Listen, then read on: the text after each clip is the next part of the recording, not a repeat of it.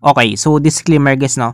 So this video is for only education purpose. I never encourage people to unlock stolen phone. The unlocking is just only for personal device. No copyright video or audio is used in this video. Thank you guys. Okay, so share ko sa inyo to guys no. So ngayong araw guys meron tayo ditong phone device guys no. So itong phone device nito guys ay CTA to guys no. Parang CTA Blade A35 guys. Yan. So ito guys yung likod niya guys no. So yung issue guys ng phone device nito guys ay meron siyang Google account guys no. So hindi siya magagamit guys. Yan, so papakita ko sa inyo guys. Kung makita niyo guys, meron siyang ano guys no. Meron siyang lock dito guys. So possible guys na meron itong Google account guys. So try natin guys. So click tayo start. Subukan natin. So skip natin. So ayan siya guys no. So hindi siya ma-skip guys. Meron kasi siya ditong Google account guys no. Yan. So ang gagawin natin dito guys ay try natin nito guys tanggalin guys no. Gamit guys yung support tool natin guys. Yan. So ito guys yung likod niya guys. CTA Blade A35 guys. So papakita ko sa inyo guys kung paano natin tanggalin guys no, or kung kaya natin tanggalin ito guys yung Google account nito guys ng phone device nito guys no. Yan. So una natin gagawin dito guys ay kailangan natin dito guys mag-prepare guys ng type C guys na connector guys no. So dahil type C ito guys. Yan, type C yan siya guys. So kailangan natin guys ng type C connector guys no.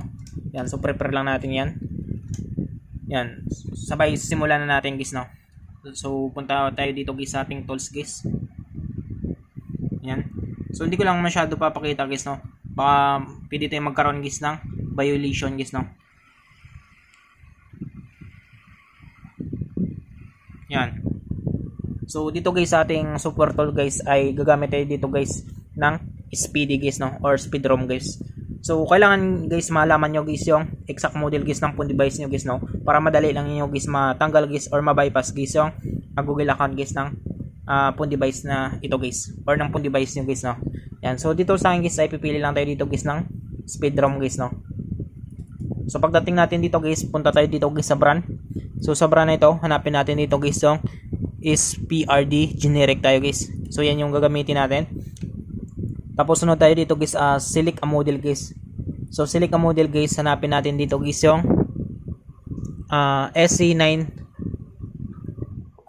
SC98638 64 version 2 bypass na ito guys no. So ito guys, yan piliin natin. So subukan natin guys no kung kaya guys. Tapos click natin guys yung erase FRP na ito. Yan. Tapos kailangan natin guys ng type C guys no. So saksak lang tayo guys ng port natin.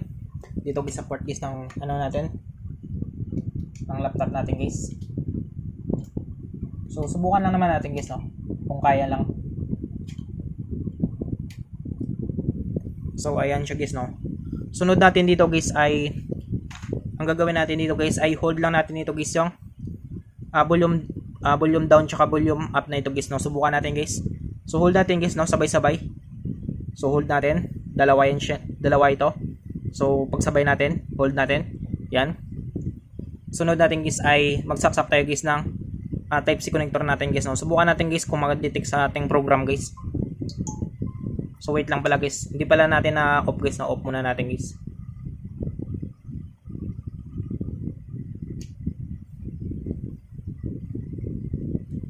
Sunod natin guys ay ipagsabay natin guys yung volume up and down. Pagsabay lang natin yan.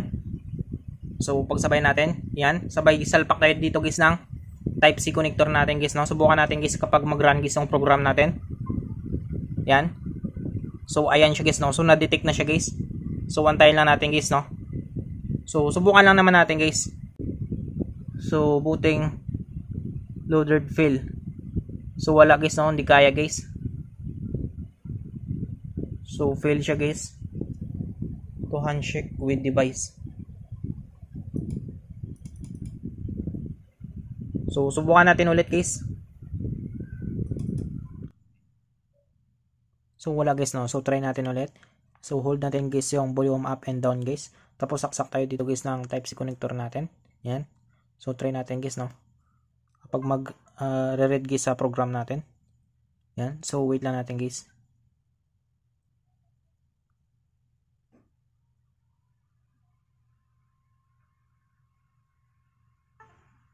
So So, ayan siya guys, no? So, okay na siya guys. Yan. So, kung makita nyo guys. So, tanggalin natin guys. Yan. So, pandarin natin guys, no? Subukan natin guys kapag natanggal guys yung Google account niya. Yan. So, CTA yan siya guys, no? Ano pala ito sila guys? Same sila guys ng ng Realme C11 guys, no?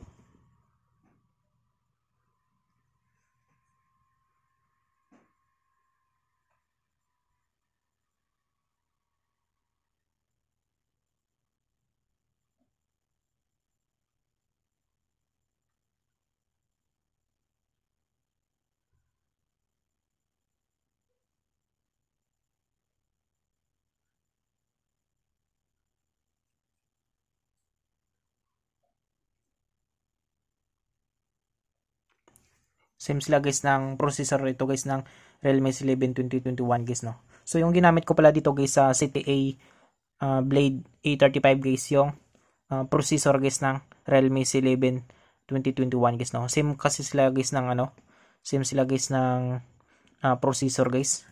Yan. So check natin guys, no. So skip natin. So try natin. So lapit natin guys. Yan. So, try natin set up offline. So, continue tayo. So, ayan siya guys. So, may natin set case, no? So, next tayo guys. So, click natin accept guys.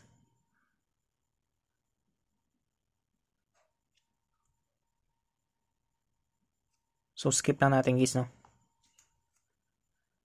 Skip anyway. Yan. Sunod natin guys. Skip na natin to. So, agree. Click lang natin guys. So, kayo na lang dito mamili guys ng system navigation nyo guys, no? So, yung napili ko dito, virtual navigation lang guys. Click natin guys yung all set.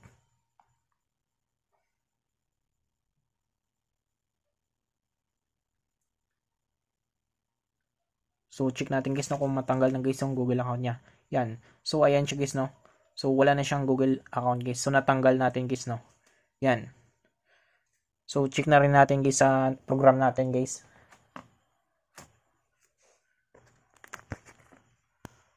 Yan. So, okay na yun siya guys, no. So, erasing FRP, okay na yun siya. Yan. So, ganun lang guys, no. Kung paano natin guys matanggal guys yung Google account guys sa ating phone device. So, I hope guys na makatulong sa inyo itong video tutorial natin. Sa mga bago lang sa ating channel guys, no. Huwag natin kalimutan guys i-click guys yung subscribe at yung notification bell button para ma-update ko kayo guys sa susunod natin guys na video tutorial. Thank you guys and God bless sa lahat.